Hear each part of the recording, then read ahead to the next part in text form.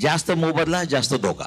मी ठेवींवरचा जिथं व्याजदर जास्त आहे तिथं बुडायची शक्यता जास्तीत जास्त आहे, 100% आहे. जगातली कोणतीही investment is not free from risk. जास्तीत जास्त आपण रिस्क मिनिमाइज करू शकतो. मध्यस्थाचं जे काम करतात लोन मिळवून देणं, ह्या मध्यस्थ नकोच आहे बँकांना. पण बॉरोअरला नेहमी असं वाटतं की बाबा मध्यस्थ असल्याशिवाय आपल्याला कर्ज मिळत नाही. बँकांना कायद्याने गॅरंटर लागतो का? तर लागत नाही. गॅरंटर घेतलाच पाहिजे असं कुठल्याही बँकेला रिझर्व्ह बँक कोणाचाच नियम नाही. तुमच्या उत्पन्नाच्या 30% इतका हप्ता बसेल इतकंच तुम्ही कर्ज घेतलं पाहिजे. पण आजकाल नुसतं कर्ज वाटण्यामध्ये कर्ज वाढवणं हाच उद्देश असतो लोकांचा, बँकांचा. पण आपली ताकद किती आहे, आपलं प्रोजेक्शन काय, आपलं इन्कम अपेक्षित किती आहे, हे सगळं बघूनच कर्जाचं खरं मागणी केली पाहिजे. आणि जेवढी मागणी केली तेवढी मागणी जेन्युइन आहे का नाही हे बँकेने त्याच्या हिताच्या करता बघितलं पाहिजे. त्या गाडीवरती बोजा हा बँकेचा असतो, मालकी मात्र त्या कर्जदाराची असते. हायर परचेस लोन मध्ये मालकी बँकेची असते, तुमच्याकडे राईट ऑफ एन्जॉयमेंट असतं, राईट ऑफ पोजेशन असतं. तर ज्यावेळी तुम्हाला गाडीतून उतरवलं जातं तुम्ही पोलीस स्टेशनला जाता.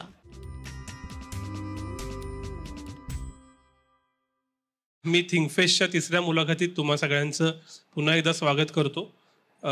ही मुलाखत अर्थातच फायनान्स, सहकार, इन्व्हेस्टमेंट या सगळ्यावरती. हे सगळे विषय समोर आल्यानंतर ज्यांचं नाव समोर येतं ते विद्याधर रानासकर सर. बँकिंग असेल, सहकार असेल, या सगळ्यातला ज्याला मूळचा मी कोल्हापूरचा दादा माणूस म्हणतात तशी व्यक्ती.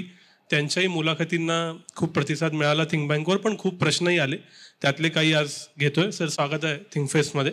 सर आपण बसलेलो लाऊंजमध्ये त्यावेळी चर्चा झाली की आधी करिअर, मग लग्न आणि मग गुंतवणूक, तिथून सुरुवात करू. लोक एकदा सेटल व्हायला लागली की पहिलं काय चालू करतात तर इन्व्हेस्टमेंट. मग ते बँकेची एफडी असेल, आजकाल शेअर मार्केट असेल, डीमॅट असेल. तर मूळ चांगली गुंतवणूक आणि वाईट गुंतवणूक काय असते आणि मुळात गुंतवणूक म्हणजे काय असते? नाही, तुम्ही ज्या अर्थी एक उल्लेख केला की चांगली गुंतवणूक आणि वाईट गुंतवणूक, तर तुम्ही ते रिस्क फॅक्टरनी त्याचं क्लासिफिकेशन केलं की ज्यामध्ये रिस्क आहे ती वाईट गुंतवणूक, ज्यामध्ये रिस्क नाही ती चांगली गुंतवणूक. पण मुद्दा ते रिझर्व्ह बँकेचे गव्हर्नर, तत्कालीन गव्हर्नर, त्यांचे एक स्टेटमेंट मी इथं उद्धृत करतो. त्यांनी सांगितलं जगातली कोणतीही investment is not free from risk. त्यांचं रिझर्व्ह बँकेच्या गव्हर्नरांचं वाक्य आहे, कुठलीही इन्व्हेस्टमेंट त्यात रिस्क आहेच.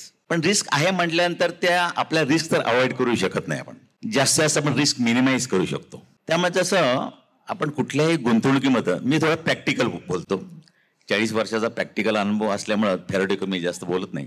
कुठलीही गुंतवणूक म्हटल्यानंतर त्या गुंतवणुकीचे 3 महत्वाच्या गोष्टी आपल्याला लक्षात घेतल्या पाहिजेत. एक, त्या गुंतवणुकीपासून मिळणारं रिटर्न्स, मोबदला. दुसरं, त्या गुंतवणुकीची सेफ्टी किती आहे आणि त्या गुंतवणुकीची लिक्विडिटी किती आहे. त्यामुळे गुंतवणूक म्हटल्यानंतर त्या गुंतवणूक करणाऱ्या वर्गाचे पण 2 भाग केले जातात. पहिला भाग असतो तो त्याला असं वाटत असतं, आता मला सर म्हटले की आम्ही या वयात तुमचं ऐकून काहीतरी गुंतवणूक करून काय कमवायची मला इच्छा आहे. तर पहिला वर्ग असा असतो की त्याला स्वतःची एक गुंतवणूक जी असते त्याला एक रिझनेबल रिटर्न्स हवे असतात आणि शाश्वत रिटर्न हवे असतात. रिझनेबल रिटर्न असा वर्ग बघायला जातं 55-60च्या पुढचा वर्ग हा असतो. दुसरा वर्ग असतो त्याला आपली गुंतवणूक सतत हालती ठेवून मॅक्झिमम प्रॉफिट, जास्तीत जास्त नफा कमवण्याची त्याची इच्छा असते. आणि असा जो वर्ग असतो तो जवळजवळ 40च्या आतला यंग तरुण वर्ग असतो. त्यामुळे हा जो पहिला वर्ग आहे तो गुंतवणूक करत असताना जी सेफ्टी आहे त्याला जास्त वेटेज देतो, 70% वेटेज त्याला देतो. लिक्विडिटी म्हणजे ज्यावेळी आपल्याला पैसा हवा आहे त्यावेळी तो मिळाला पाहिजे त्याला तो 10% देतो आणि रिटर्नला 20% देतो. म्हणजे दुसरा जो वर्ग आहे ज्याला आपली सतत गुंतवणूक हालती ठेवून जास्तीत जास्त नफा कमवायचा असतो, तो मोबदला रिटर्न्स याला 70% वेटेज देतो आणि लिक्विडिटी वेळे त्याला थोडंसं वेटेज कमी देतो. त्यामुळं कुठल्याही गुंतवणुकीमध्ये रिस्क फॅक्टरचा जो मोबदला जास्त असतो तिथे रिस्क असतेच. इव्हन गुंतवणुकीमधलं एक प्रमाण वाक्य आहे की जास्त मोबदला जास्त धोका. किंवा आमच्या बँकिंगमध्ये पण एक वाक्य आहे की जास्त व्याजदर जास्त धोका. मी ठेवींवरचा जिथं व्याजदर जास्त आहे तिथं बुडायची शक्यता जास्तीत जास्त आहे, 100%. त्यामुळे मी नेहमी असं म्हणतो कुठल्याही बँकेमध्ये इन्व्हेस्टमेंट करत असताना ठेवींवरचा व्याजदर विचारू नका. मी नेहमी सांगतो कर्जावरचा व्याजदर विचारा. आणि कर्जावरचा व्याजदर जिथं जास्त तिथं इन्व्हेस्टमेंट करू नका, ठेवी ठेवू नका. कारण कर्जावरचा व्याजदर जेवढा जास्त असतो अशा जास्त व्याजदराने कर्ज घेणारी लोक या अर्थव्यवस्थेमध्ये सगळीकडून त्यांना बाद केलेलं असतं. कुठंच कर्ज मिळत नसतं कारण का फिनान्शियली त्यांचं रेकॉर्ड तसं नसतं. आपल्याकडे मग ते 18 काय 20 काय तुम्ही म्हणाल तेवढं आम्ही हो हो हो म्हणतो, फेडायचे कोणाला?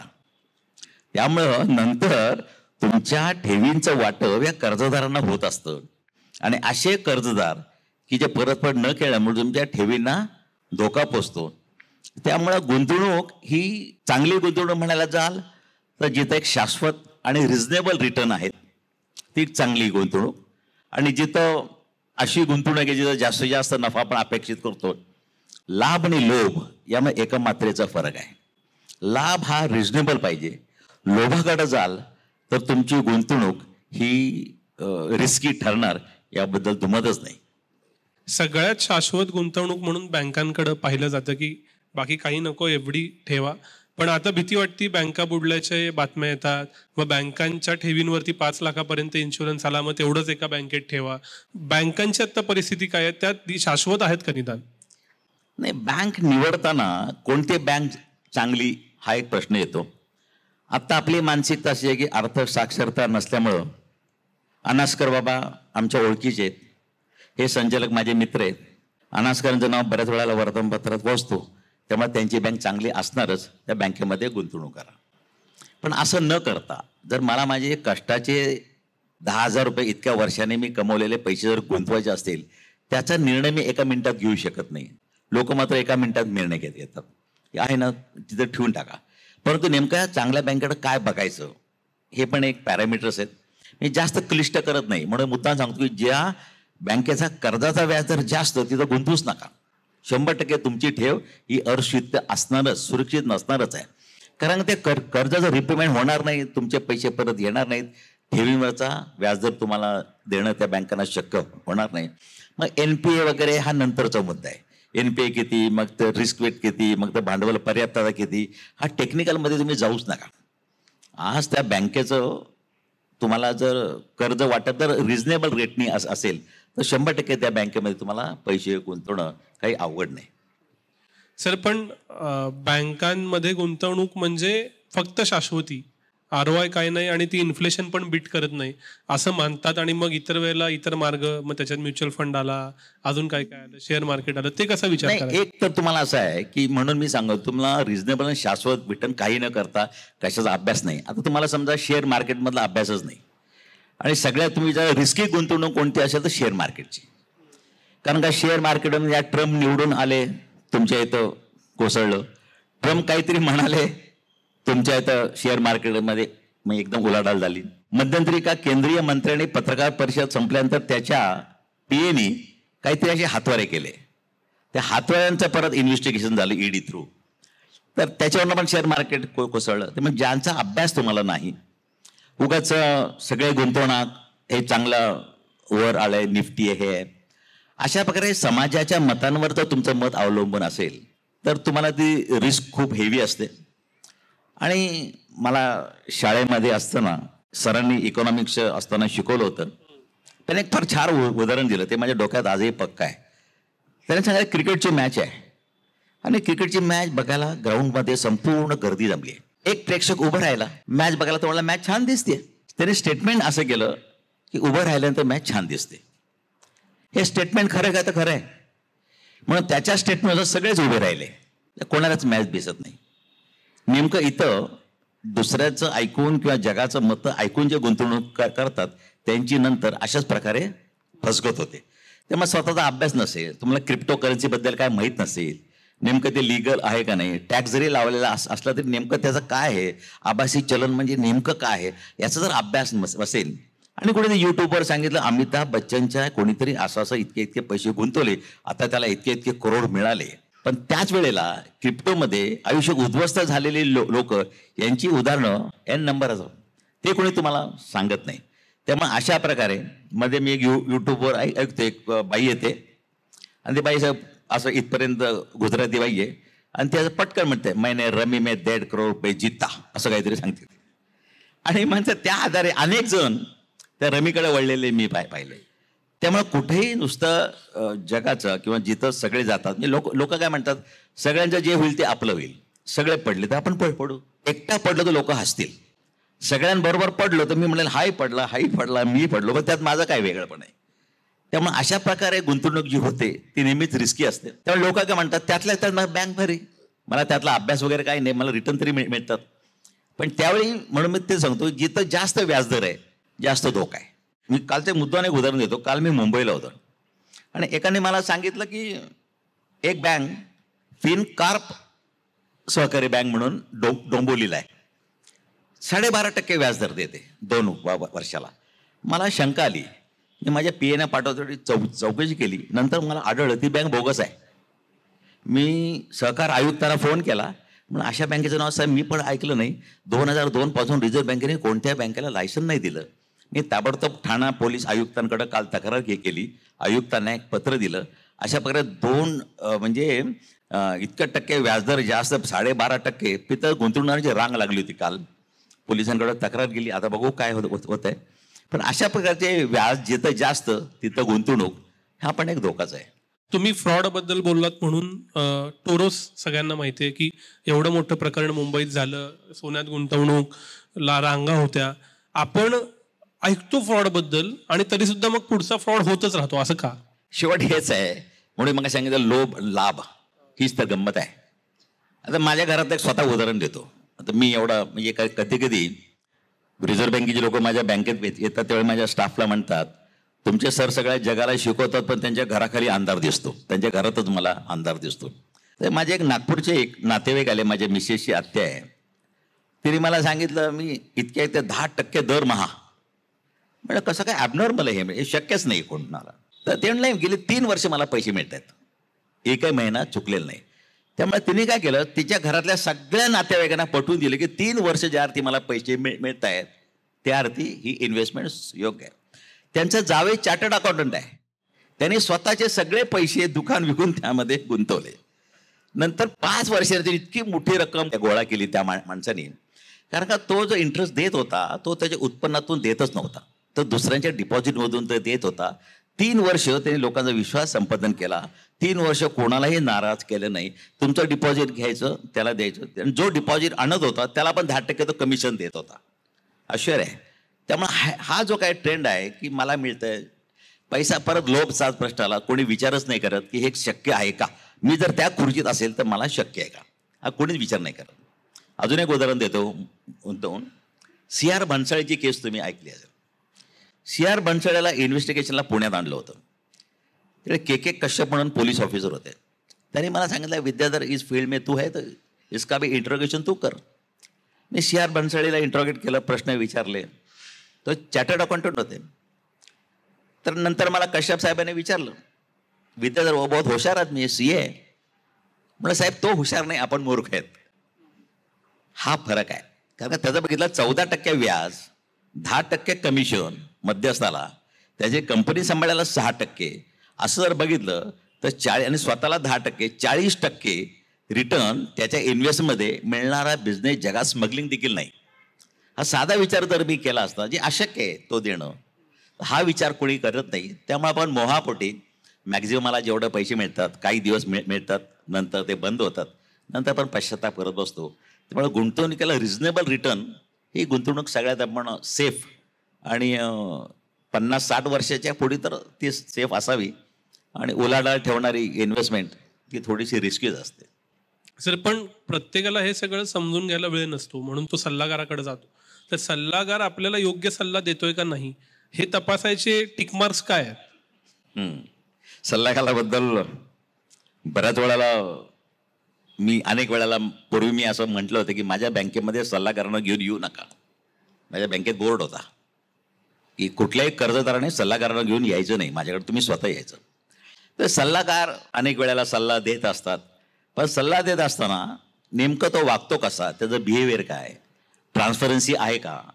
बऱ्याच वेळेला तो आपली डॉक्युमेंट स्वतःकडे ठेवायचा प्रयत्न करतो, तुम्हाला अंधारात ठेवायचा प्रयत्न करतो. जाहिरातीवरनं आठवलं, अजून एक जाहिरात मी परवा TV वर आहे, एक कार्डबोर्ड, एक बोर्ड शीट घ्यायला तो जातो आणि त्या माणसाला काही विचारलं तर तो म्हणतो मैं हूं ना, असे तसं वाक्य. हे बोर्ड असं आहे का, मैं हूं ना, एक अँटी डॅन्ड मैं हूं ना असं. तो तसं या सल्लागाराला विचारलं होतं, एकच सांगतो, काळजी कशाला करता, मी आहे ना, काळजी कशाला करता. पण तसं न म्हणता पूर्ण ट्रान्सपरन्सी तुम्हाला तो देतो का, तुमच्या नावावर इन्व्हेस्टमेंट होतीये का, इन्व्हेस्टमेंट घेताना त्याची जबाबदारी तो घेतोय का, आणि त्याचं ट्रॅक रेकॉर्ड काय. आज नेमकं माझ्या बँकेत पण मी इन्व्हेस्टर सल्लागार आहेत, मी संपूर्ण जर ट्रॅक हिस्ट्री बघितली होती, कुठं काय केलं त्यांचे मी रिपोर्ट्स घेतले होते. हे न करता फक्त आपण एखादा सल्लागार आणि त्या सल्ल्याने जर गुंतवणूक करत गेलो तर त्याचा उद्देश मालाफेड आहे का स्वच्छ आहे हे जर आपल्याला माहीत नसेल, ते जर ओळखण्याची आपली जर ताकद नसेल, कोणीतरी सांगितलं म्हणून आपण त्याला नेमलं आहे. बऱ्याच वेळा सल्ला देणारा सल्लागार स्वतः फाटका असतो, नाही तर स्वतः त्या सल्ल्याने कधी वर नाही जात. त्यामुळं त्याचं काय समाजातलं स्थान आहे हे पण आपल्याला बघायला पाहिजे. जसं गुंतवणुकीसाठी सल्लागार असतात तसं कर्ज घ्या किंवा न घ्या सांगणारेही सल्लागार असतात. आणि त्याच्यात एक महत्त्वाचा भाग असतो की तुमचा सिबिल स्कोर इतका इतका आहे, तुम्हाला एवढं कर्ज मिळेल. मला तरी आजपर्यंत सिबिल स्कोर कसा कॅल्क्युलेट होतो ते कळलेलं नाही. हे काय आहे? नाही, असं एक तर म्हणजे सल्लागार जे तुम्ही म्हणता, परत मला त्या कम्युनिटीबद्दल ड्यू रिस्पेक्ट, मला काही बोलायचं नाही. पण कर्ज, आता हे जे सल्लागार असतात किंवा प्रोजेक्ट रिपोर्ट बनवतात, अनेक जण प्रोजेक्ट रिपोर्ट बनवतात. खरं त्यांचं काम लोन मिळवून देणं हे त्यांचं कामच नाही आहे. प्रोजेक्ट रिपोर्ट याचा अर्थ असा की हा प्रोजेक्ट ज्या क्लायंटचा तुम्ही बनवताय त्याला तर फिजिबल आहे का नाही, हा तो प्रोजेक्ट कर का नको करू याचा सल्ला देण्याचं काम त्या सल्लागाराचं आहे. तो सल्लागार उलटं करतो. आपण म्हणतो आम्हाला 20 कोटी रुपये लोन पाहिजे, तो म्हणतो देतो प्रोजेक्ट रिपोर्ट करून. मग तो खालनं सुरू करतो. 20 कोटी रुपये लोन 5 वर्षात फेडायचं. दर वर्षाला किती फेडायचं? 4 कोटी. मग 4 कोटीला बँकेला डेप्ट सर्व्हिस रेशो काय हवा आहे? 1.5:1. 1.5 रुपये असेल तर 1 रुपया बँकेला द्यायचा. मग याला किती पाहिजे? 30 कोटी पाहिजे. मग तो खालनं वर जातो. 30 कोटी जर मला डेप्ट सर्व्हिस रेशो दाखवायचा असेल 2:1, 1:1, तर वरती कसं जायचं? मग तो वरचं गणित मांडतो. आणि आजकाल सगळं प्रोजेक्टेड आहे, त्यामुळे पटापटा तो बनतो. हे त्याचं काम नाही आहे. मग तुम्ही 50 पानी प्रोजेक्ट रिपोर्ट करा आणि लोन मिळालं नाही, कस्टमर त्याला फी नाही देणार. पण 2 पानी करा, लोन मिळालं तर 2% फी देणार. त्यामुळं हे जे सल्लागार हे त्यांचं मध्यस्थाचं जे काम करतात, लोन मिळवून देणं, हा खरं ह्या मध्यस्थ नकोच आहे बँकांना. बँकांना जो हवा असतो तो 1-to-1 बॉरोवर हवा असतो. पण बॉरोवरला नेहमी असं वाटतं की बाबा मध्यस्थ असल्याशिवाय आपल्याला कर्ज मिळत नाही. मध्यस्थ पण अशी काहीतरी गुगली टाकतो, त्याला 3% फी मागितली आणि त्याला जर विचारलं 3% साहेब खूप होते, तो हळूच म्हणतो सगळे काय मला मिळतात का? सगळे काय मला मिळतात का या वाक्यामध्येच असं आहे की मला सगळ्यांना द्यावे लागतात. प्रत्यक्षातच होतं नाही होतं हा प्रश्नच नसतो. अशा बऱ्याच घटना घडलेल्या आहेत. त्यामुळे त्याचं काय नाही, सिबिल स्कोअरमध्ये तुमचं रिपेमेंट ट्रॅक कसा आहे आणि त्याच्याकरता छोट्या छोट्या गोष्टी ही लोक विचारतात. अनेक प्रायव्हेट सेक्टर बँकाची लोक त्यावेळी तुमच्या घरी येतात. घरी आल्यानंतर तुमचं व्हेरिफिकेशन करतात. ते बघा, अनेक ठिकाणी तुम्ही कार विकत घ्यायला गेलात तिथं अनेक लोक अशी बसलेली असतात, खुर्ची टाकून किंवा छत्री टाकून, तुम्हाला इतकं देतो तितकं देतो. तुम्ही हो म्हणायचा अवकाश की अर्ध्या तासात एक म्हणजे तुमच्या घरी व्हेरिफिकेशनला आलेला असतो. त्याला माहिती असतं अनास्कर कुठं राहतात, पण तो मुद्दाम शेजारच्या माणसाला विचारतो की अनास्कर कुठं राहतात. आणि शेजार धर्म आपल्याकडे तंतोतंत पाळला जातो, हे एक महत्वाचं आहे. आणि मग तो सांगायला लागतो असं आहे तसं आहे, रात्री जे बुडत आहे तो नाही, असं लपडे ते लपडे, टोप्या घातल्या आहेत. मग त्याला ते गुडीचा मार्क्स आहेत 25 पैकी, तो मार्क देतो त्यांना. घरीच आल्यानंतर तो अनेक प्रश्न विचारतो. लाईट बिल वेळेवर भरले का? तुम्ही लाईट बिलाची फाईल दाखवली आणि एकाही महिन्या मग मागच्या महिन्याचं बिल कॅरी फॉरवर्ड नसेल तर तो तुम्हाला 5 पैकी 5 मार्क देतो. लाईट बिलाचा लोनचा काय संबंध? पण त्या कॅरेक्टर स्क्रुटिनमध्ये जी व्यक्ती लाईट बिल देखील चुकवत नाही, उशिरा भरत नाही, ती व्यक्ती बँकेला रिपेमेंट ऑब्लिगेशन पाळायच्या दृष्टिकोनानं योग्य वाटते. मग तुमची मुलं इंग्लिश मिडियमला आहेत का, मराठी मिडियमला आहेत का? इंग्लिश मिडियमला असेल तर भाषेचा प्रश्न नाही. इंग्लिश मिडियमला असेल तर तुमची फी भरायची क्षमता थोडीशी जास्त आहे. त्यामुळे ह्या सगळ्या गोष्टीवरनं घरातले फोटो काढतात. फोटो का काढतात? तर तुमचं घरात काय वस्तू आहेत काय नाही अशा प्रकारे. नाहीतर एखाद्याला विचारलं की बाबा तुम्ही टॅक्स भरलाय का, तो तर नाही, आमचे कन्सल्टंट बघून घेतील. जो मनुष्य सरकारला जुमानत नाही तर तुम्हाला काय जुमानणार आहे? तर ही स्क्रुटिनी या बँकांकडे असते. त्यामुळे कॅरेक्टर स्क्रुटिनीला ते खूप महत्त्व देतात. त्यामुळे सिबिल या सगळ्या गोष्टींवर सिबिलचं ट्रॅक रेकॉर्ड भरलेलं असतं. पण आजकाल सिबिलचं ट्रॅक रेकॉर्ड एवढं सॉफिस्टिकेट नाही. तुम्ही नाव तुमचं सिबिलमध्ये गेल्यानंतर ते बाहेर जरी काढायचं असेल तरी त्याला 2-3 वर्ष लागतात. त्यामुळे लोक लोन रिपेमेंट व्यवस्थित करून देखील त्यांचं नाव सिबिलमध्ये आलेलं दिसतं. बऱ्याच वेळेला गॅरंटर म्हणून असतं, बऱ्याच वेळेला बॉरोवर म्हणून असतं. त्यामुळं सिबिल स्कोअरवरती आजकाल जे आहे ते पूर्ण ट्रान्सपरन्सी त्यामध्ये आहे असं आत्ता तरी दिसत नाही आपल्याला. सर पण हाच मुद्दा येतो की गॅरेंटर राहावं का नाही, कारण नंतर कुठेतरी ते असं येतं आणि कळतं की अरे मी काहीच नाही केलं आणि मला कर्ज मिळत नाही. आता मुळात म्हणजे प्रश्न असा आहे, बँकांना कायद्याने गॅरंटर लागतो का? तर लागत नाही. गॅरंटर घेतलाच पाहिजे असं कुठल्याही बँकेला, रिझर्व्ह बँक कोणाचाच नियम नाही. मग गॅरंटर का लागतो? त्याचं कारण असं आहे, आम्हाला या माणसाला कर्ज द्यायला रिस्क वाटते, याला रिस्क वाटते म्हणून दुसरा म्हणतो रिस्क नको, मी त्याची गॅरंटी घेतो, यांना कर्ज द्या. ही खरं गॅरंटरची डेफिनेशन आहे. जिथं रिस्कच नाही, ट्रॅक रेकॉर्ड उत्कृष्ट आहे, जिथं आजपर्यंत रिपेमेंट ट्रॅक रेकॉर्ड आहे, त्याचं बिझनेस चांगला आहे, मॉर्गेजचं कव्हर चांगलं आहे, कोलॅटरल कव्हर, सिक्युरिटी कव्हर मजबूत आहे, तिथं गॅरंटरची आवश्यकताच नाही. पण गॅरंटर घेताना या लोकांना बँकेने खरं शिकवलं पाहिजे, त्या माणसाला आपली गॅरंटी रिस्ट्रिक्ट करता येते, हे कोणालाच माहीत नाही. मी गॅरंटीच्या खाली लिहू शकतो, माझी guarantee up to my salary only. ज्यावेळी एखादा डिफॉल्ट होतो त्यावेळी त्याचा हात फक्त त्या सॅलरीला लागतो आणि सॅलरीमध्ये किती पोर्शन जप्त करावा हे कोर्टाने ठरवून दिलेलं आहे. त्याच्यावरच बॉरोइंग लिमिट ठरलं जातं. म्हणजे तुमच्या कुटुंबाच्या मंथली बजेटेड होमली एक्सपेन्सेसला हे पैसे बाजूला काढले जातात, ते अटॅचेबल होत नाहीत. भारतात कुठले कोर्ट ते अटॅच करू शकत नाही. पण हे माहीत नसल्यामुळं मी जामीनकी राहतो, माझा पगार काय, माझं घर दार सगळं त्याला जप्त होतं. त्यामुळे गॅरंटर हवं का नाही हा मित्राच्या आग्रहाकरता बऱ्याच वेळेला आपण गॅरंटर राहतो. ज्यावेळी आपलं घर जप्त करायला येतो तर मग घरी मग चौकत होतं, नवरा बायकोत भांडणं सुरू होतात. आम्हाला कधी 2 घोस गोडधोड खाऊ घातलं नाही, मला कधी 4 ड्रेस आणले नाही, तर मित्राच्या कर्जाला मात्र पैसे नाही घेता आपलं घर चाललंय, हा वाद तिथं निर्माण होतो. आणि मग वकील परत त्यांच्या प्रोफेशनला रिस्पेक्ट ते म्हणते थांब आपण बँकेविरुद्धच केस करू. मग ही जी काही प्रोलॉंग प्रोसेस आहे ती मानसिक त्रास खूप देणारी आहे, वर्षानुवर्ष कोर्ट कचेरी. त्यामुळे जामीनदार खरंच लागतो का? आणि एखाद्याला जामीनदाराची गरज असेल त्याला कर्जच देऊ नये ना. म्हणजे जामीनदार लागतोच असं नाही, पण आपल्याकडे एक स्टँडर्ड पद्धत झाली आहे. कुठे गेलं तुम्ही, कुठल्याही बँकेत जा, आजकाल त्या लोकांना शेवट रिझर्व्ह बँकेला एक सर्क्युलर काढावं लागलं, do not insist for ration card. कुठल्याही बँकेत गेला कर्ज पाहिजे, पासपोर्ट साईज फोटोग्राफ द्या, रेशन कार्ड द्या. पण रेशन कार्ड कशा करता हा बेसिसच माहीत नाही कोणाला.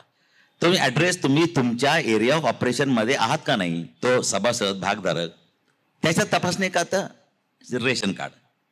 आणि लोकांना आम्ही रेशनचं अन्न खात नाही, मग त्याला लाईट बिल असेल, दुसरं पर्याय आहेत, पण हे कोणाला माहीत नसल्यामुळं आजही लोक म्हणतात रेशन कार्ड पाहिजे. कसं गॅरंटर पाहिजे, 2 गॅरंटर पाहिजेत. आणि गॅरंटर कधी कधी इतकं विचित्र होतं की 20 कोटी कर्जाला ज्याचा पगार 10,000 आहे तो गॅरंटर असतो, ज्याचं एक ॲसेट खोली पण नाही तो गॅरंटर असतो. मग तो गॅरंटर कधीतरी विचारतो, तुम्हाला एवढं माहिती होतं, मला तुम्ही गॅरंटर घेतलंच कसं काय? हा जो काय प्रकार आहे हा साक्षरता नसल्यामुळे, बँकिंग अवेअरनेस नाही आहे लोकांच्या मध्ये, आणि अवेअरनेस ही खूप महत्त्वाची गोष्ट आहे. हा जर अवेअरनेस असेल तर मला नाही वाटत की बँका कंट्रोल करायला रिझर्व्ह बँकेची गरज आहे. वार्षिक सभेमध्ये तो सभासदच बँक कंट्रोल करेल. बरोबर सर. पण कर्ज घेण्याबाबतीत जी मेंटॅलिटी होती, पूर्वी वसुलीला माणसं आली की भीती वाटायची, जप्तीची भीती वाटायची. आता कर्जाबद्दलची मेंटॅलिटी बदलली अशा रिपोर्ट आहेत की आलात ना घेऊन जा गाडी, परत पैसे आले की परत बघतो. विशेषतः जे NBFCची कर्ज आहेत, जी छोट्या छोट्या लक्झरीजसाठीची कर्ज आहेत, तर कर्जाबद्दलचा ॲटिट्यूड बदललाय का सामान्य माणसाचा? कर्जामध्ये आमच्या खरं आम्ही जो अनुभव आहे, कर्जामध्ये 2 प्रकारचे कर्ज असतात. आता सरांनी मला आत्ताच विचारलं लग्न करता कर्ज मिळतं का, सर मला विचारत होते. आमचा हा प्रकार खावटी कर्जामध्ये मोडतो, म्हणजे कन्झम्पशन. तर जे खावटी कर्ज जे आहेत, जे कन्झ्युम केले की त्यातनं प्रोडक्टिव्हिटी काहीच नाही, त्यापासून उत्पन्न काही कमवत नाही, अशा कर्जाकरता तुमचं सॅलरी किंवा सोर्स ऑफ इन्कम हा रिपेमेंटचं साधन असतो. पण ज्या कर्जातनं ॲसेट क्रिएट होते, ती ॲसेट समजा तुम्ही रिक्षा घेतली तर रिक्षा चालवून त्याच्या उत्पन्नातून तुम्ही कर्जाची रिपेमेंट करणार. या 2 प्रकारचे कर्ज वेगळे आहेत. त्यामुळे खावटी कर्ज आहेत लक्झरियस याच्या करता की जे कन्झ्युम केले की त्यापासून काही उत्पन्न नाही मिळत, अशा कर्जाकडं हे NBFC अशी कर्ज देतात आजकाल. कारण का त्यांच्याकडे रिपेमेंट वगैरे काही नाही, त्यांच्याकडे जे काही सिक्युरिटी आहे त्या सिक्युरिटीच्या व्हॅल्यूच्या 50% देऊन टाकायचं, आणि सिक्युरिटी कर्ज थकलं की दुसऱ्या दिवशी तुमच्याकडे ते वसुलीचे अधिकारी येतात. त्याला अधिकारी म्हणायचं म्हणून म्हणायचं, पण त्यांच्याकडे वसुलीमध्ये अशी एक पेमेंट सिस्टीम ठरली जाते. बाहेर वसुलीचं काम आउटसोर्स केलं जातं की 302, 304, 307, नाही ज्याने 302चा ज्याच्यावर शिक्का आहे इंडियन पिनल कोड, तो जास्त सक्षम वसुली अधिकारी. 304 हाफ मर्डर, 307 अशा लोकांना जास्त पैसे देऊन ते अपॉइंट केलं जातं. आणि आउटसोर्स केल्यामुळं त्यांच्याकडं ते लोन हायर परचेसचं असतं. आमचं या बँकांचं लोन, नॅशनल बँका असतील किंवा कोऑपरेटिव्ह बँका, त्यांचं लोन हॅपोथिकेशन लोन असतं. म्हणजे त्या गाडीवरती बोजा हा बँकेचा असतो, मालकी मात्र त्या कर्जदाराची असते.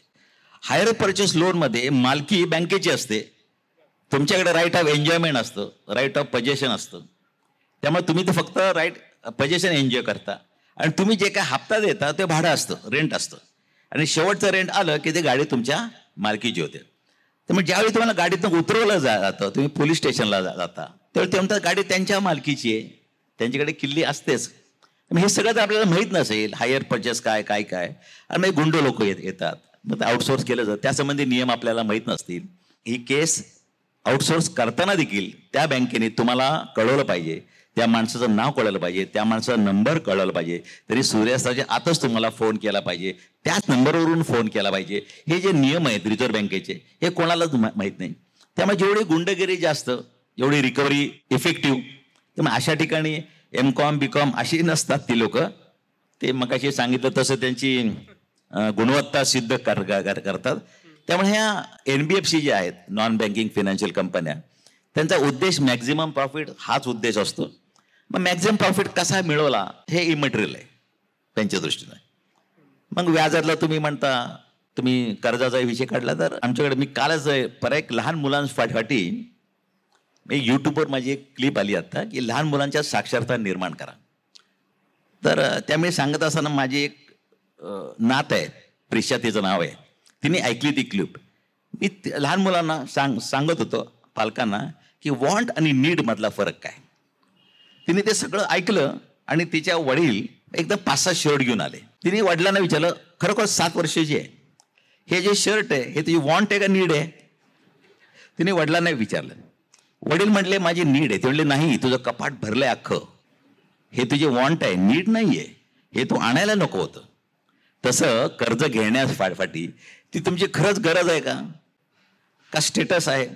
एकदा का तुम्ही मर्सिडीजमधनं फिरायला लागलात, नंतर तुमचं उत्पन्न असो नसो, तुम्ही स्कूटरवरनं फिरण्याकरता तुम्हाला समाज काय तुम्हाला स्वतःलाच ते अलाउड करत नाही. तुम्ही मग कर्ज घेऊन पण तुम्ही ते स्टेटस मेंटेन करता. त्यामुळे कर्ज घेताना अनेक नियम आहेत. तुमच्या उत्पन्नाच्या 30% इतका हप्ता बसेल इतकंच तुम्ही कर्ज घेतलं पाहिजे. अनेक नियम आहेत, ते कुणीही पाळत नाही, बँका पण नाही पाळत. त्यामुळे कर्ज घेणं आणि त्याचं रिपेमेंट स्ट्रिक्टली करणं, कर्ज त्यातनं प्रोडक्टिव्ह कर्ज घेणं हे खूप आजकाल महत्त्वाचं आहे. पण आजकाल नुसतं कर्ज वाटण्यामध्ये कर्ज वाढवणं हाच उद्देश असतो लोकांचा, बँकांचा पण. त्यामुळं अनेक कर्ज, नितीन देसाईचं उदाहरण तुम्ही बघितलंय. नितीन देसाई माझा असा चांगला मित्र होता, पण याच्यात तो जे अडकला त्याच्यात, म्हणजे एव्हरग्रीनिंग जास्त कर्ज द्यायचं, त्यातनं व्याज वसूल करायचं, परत कर्ज वाढवायचं, शेवट त्याची प्रॉपर्टी ही त्याला मार्केटमध्ये रिलायझेबल व्हॅल्यू, म्हणजे ती आमच्याकडे शाळा विकायला केलं तर ती शाळा चालवणारा संस्थाच विकत घेतील, ओपन मार्केटमध्ये त्याला किंमत नाही. तसं त्या स्टुडिओचं झालं. त्यामुळे शेवट आत्महत्या करावी लागली. तर अशा प्रकारे अनेक लोक त्या स्टेजपर्यंत पोहोचलेली आहेत कर्ज घेतल्यानंतर. कर्ज घेण्याचे नियम आहेत हे तर मान्य आहे, पण कर्ज कशासाठी घ्यावं मूळ काय प्रश्न पडतो मध्यमवर्गीय माणसाला, की घर कर्जावर घ्यावं का नाही, गाडी कर्जावर घ्यावं का नाही, आणि मुलांच्या शिक्षणासाठी कर्ज घ्यावं का नाही. सोपं एक उदाहरण देतो, लोकांना माहीत नाही की सिव्हिल प्रोसिजर कोडमध्ये सेक्शन 60 आहे. त्यामध्ये त्यांनी सांगितलं की प्रत्येक माणसाला या भारतात जन्माला आल्यावर जगायचा अधिकार आहे. मग काय केलं त्यांनी एक सूत्र ठेवलंय. समजा उदाहरण देतो, तुमचा पगार 50,000 रुपये आहे, त्यातनं 1,000 रुपये कायदा असं म्हणतो त्या माणसाला जगायला लागतात. म्हणजे काही न करता नुसतं जेवायचं आणि गप्प बसायचं, 1,000 रुपये महिन्याला त्याला लागतात. ते स्टँडर्ड डिडक्शन त्यांनी धरलंय. पूर्वीचाच आहे तो आकडा. समजा 49,000 रुपये उरले, 49,000 मधनं 5,000 रुपये PF गेले, 44,000 राहिले. या 44,000 मधून तुमच्या घर खर्चासाठी तुमच्या कुटुंबाला सांभाळायला हे तुम्हाला 2/3 रक्कम बाजूला काढून ठेवावी लागते. कुठले कोड ती अटॅच करू शकत नाही. मग उरले किती? समजा एक 15,000. तर 15,000 इन्स्टॉलमेंट बसेल असं 5 वर्षाचं त्याची बॉरिंग कॅपॅसिटी काय येईल हे उलटं गणित खरं बँकांनी मांडायचं असतं. मग मात्र म्हणून एकंदर उत्पन्नाच्या 30% 33% ते पोचतं. त्यामुळे 30 ते 40% आपलं ते बॉरोईंग असावं ह्या खरं स्टँडर्ड नियम आहे. त्याच्या पुढे जर बॉरोईंग गेलं तर मात्र तुम्हाला रिपेमेंट जमत नाही. पहिले काही दिवस जमतात, नंतर नाही जमत. त्यामुळे आपलं जेवढं लिमिट आहे, शिक्षणासाठी लोन जरूर घ्यावं. पण शिक्षणासाठी घेत असताना अनेक नॅशनलाइज बँकांच्या स्कीम्स आहेत की त्या विद्यार्थ्याचं शिक्षण पूर्ण झाल्यानंतर रिपेमेंट सुरू होतं. तोपर्यंत फक्त व्याज भरायचं असतं. त्या पालकांना व्याज भरण्या इतपत त्यांची कॅपॅसिटी असते. पण त्या मुलांनी शिक्षण पूर्ण केल्यानंतर त्यांचं रिपेमेंट त्यांच्या उत्पन्नातून, त्यांच्या नोकरीतनं. त्यामुळे अशा स्कीम्स आहेत हे फक्त नॅशनल बँकांमध्ये अलाउड आहे. कॉपरेटिव्हमध्ये तसं अलाउड नाही. कॉपरेटिव्हमध्ये वडिलांच्या उत्पन्नावरच त्याला कर्ज दिलं जातं मुलाला आणि त्याचं रिपेमेंट दुसऱ्या महिन्यापासून स्टार्ट होतं. त्यामुळे आपली ताकद किती आहे, आपलं प्रोजेक्शन काय, आपलं इन्कम अपेक्षित किती आहे, हे सगळं बघूनच कर्जाचं खरं मागणी केली पाहिजे. आणि जेवढी मागणी केली तेवढी मागणी जेन्युइन आहे का नाही हे बँकेने त्याच्या हिताच्या करता बघितलं पाहिजे. त्या बॉरोवरच्या हितासाठी बँकेने ते व्हेरीफाय केलं पाहिजे. न तर स्वतःचं हित तर त्यात आहेच, पण त्या बॉरोवरचं पण हित त्यामध्ये अडकलेलं असतं. सर, अजून एक बँकिंग प्रोडक्ट आहे जे आजच्या जगात खूप चालतं, ते म्हणजे झिरो कॉस्ट EMI.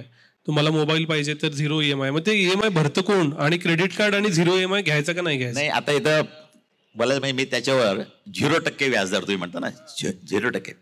साधी गणना आहे. 0% जर व्याजदर जर असेल तर इकडनं पैसे घ्या आणि इकडं डिपॉझिट येऊन ठेवा 8%. आणि आयुष्यभर त्या व्याजामध्ये जागा. कर्जाला व्याज नाही, इकडं मात्र 8% तुम्हाला डिपॉझिटवर मिळतं. हे साधं गणित आपल्या डोक्यामध्ये आलं तर आपल्याला नक्कीच पटतं की यामध्ये काहीतरी जगलरी आहे. ज्यावेळी बाळासाहेब विखे पाटील हे राज्यमंत्री होते केंद्रात आणि मला असं कळलं की मोठमोठ्या पाट्या बघत होतो 0% व्याजदर वगैरे मोठमोठ्या बँकांच्या खाजगी क्षेत्रातल्या बँका. मी त्यांना सांगितलं सर असं असं हे चूक आहे. मग RBIकडे मी तक्रार केली. मी RBIकडे तक्रार केल्यानंतर RBIने सर्क्युलर का काढलं 0% व्याजदर असं जाहीर करणं हा गुन्हा आहे.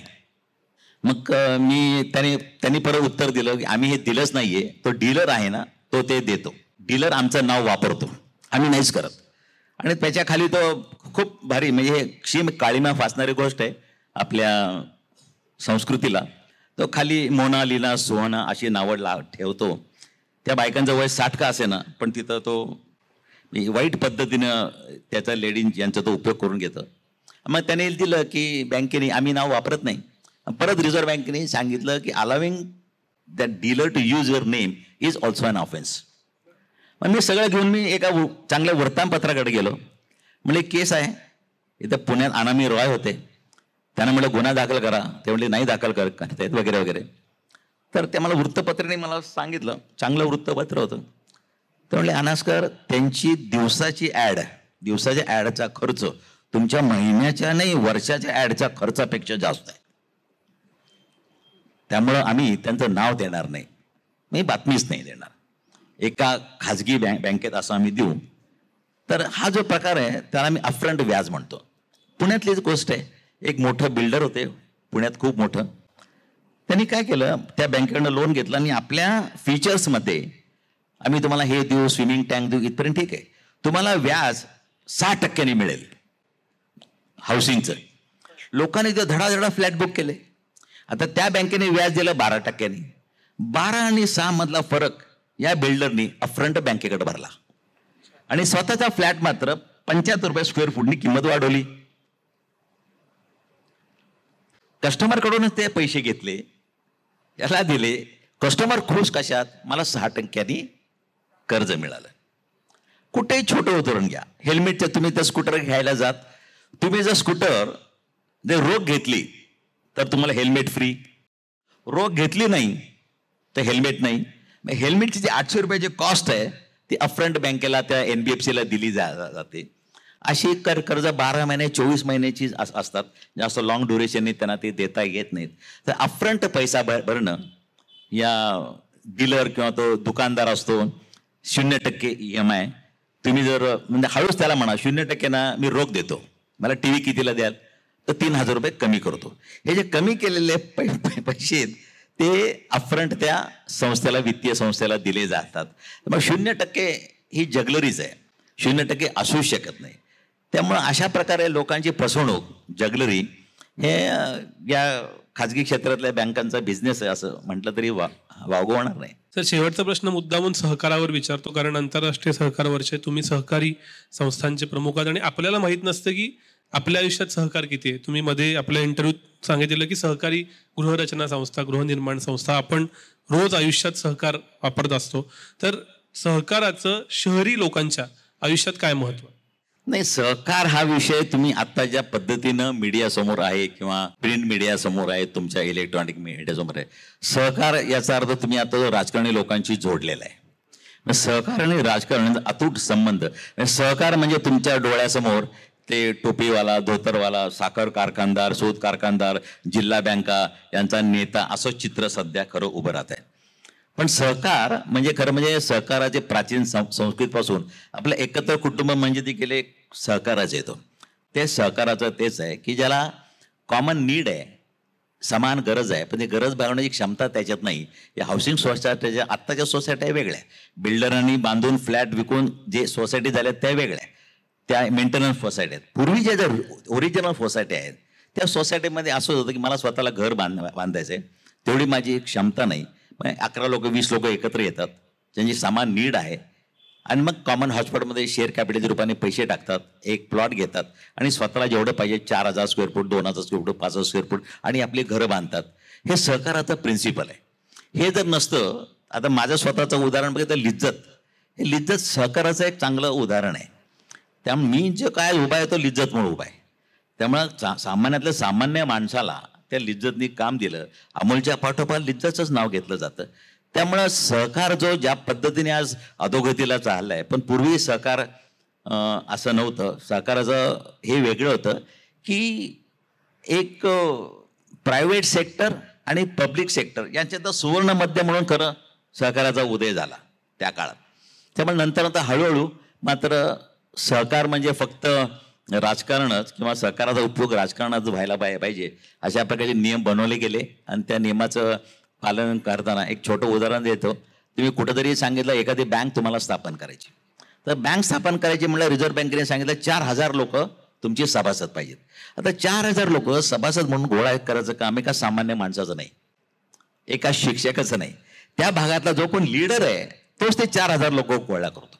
प्रसंगी त्या लोकांचं 100 रुपये कॉन्ट्रीब्युशन पण तोच भरतो, त्याला बँक काढायची असते. आणि एवढं सगळं केल्यानंतर लायसन मिळालं आणि आता त्याला सांगितलं तुझं काम झालं, आता तू जा, तो कधीच जाणार नाही. मग त्या बँकेचं नाव असतो स्वतःच्या वडिलांच्या नावाने ठेवतो आणि वडिलांच्या नावाने नाव ठेवल्यानंतर त्या अख्ख्या कुटुंबाला असं वाटायला लागतं की आपली संपत्ती आहे. मग तो गेल्यानंतर त्याचा मुलगा, तो गेल्यानंतर त्याचा मुलगा, अशा प्रकारे ते सगळं चित्र सुरू होतं. त्यामुळे मुळातच जी काही नियम केले त्या बऱ्याच वेळेला या सगळ्या परिस्थितीला ते कारणीभूत आहेत. तो इतिहास खूप मोठा आहे. पण शहरी भागामध्ये आज महाराष्ट्रात जवळजवळ 1,20,000 हाऊसिंग सोसायटी आहेत. त्यापैकी मुंबई आणि पुण्यामध्ये सगळ्यात जास्त आहेत.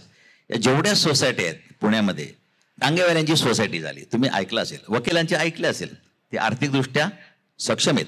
पण टांगेवाल्यांची सोसायटी पण तुम्ही ऐकली असेल की अत्यंत याच्यामध्ये त्या लोकांनी मात्र सरकारने त्यांना जमीन दिली आणि त्यावेळी सरकारचं एक शासनप्रणीत चळवळ असल्यामुळं या हाऊसिंग सोसायटींना सरकारने त्या काळामध्ये जागा देऊन मदत केली.